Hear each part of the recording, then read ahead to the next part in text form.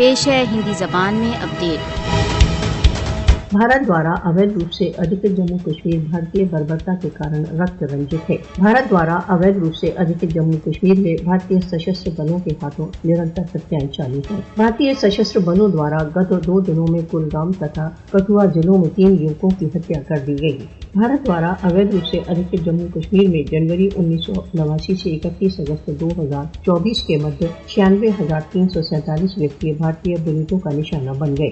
भारत द्वारा अवैध रूप से अधिकृत जम्मू कश्मीर के हत्या क्षेत्र विश्व अंतरात्मा का द्वार खटखटा रहे हैं। भारत द्वारा अवैध रूप से अधिकृत जम्मू कश्मीर में अवैध हत्याओं का लक्ष्य कश्मीरियों के मध्य भय व्याप्त करना है। कश्मीरी जनता 77 वर्षों से इस संघर्ष का मूल्य चुका रही है।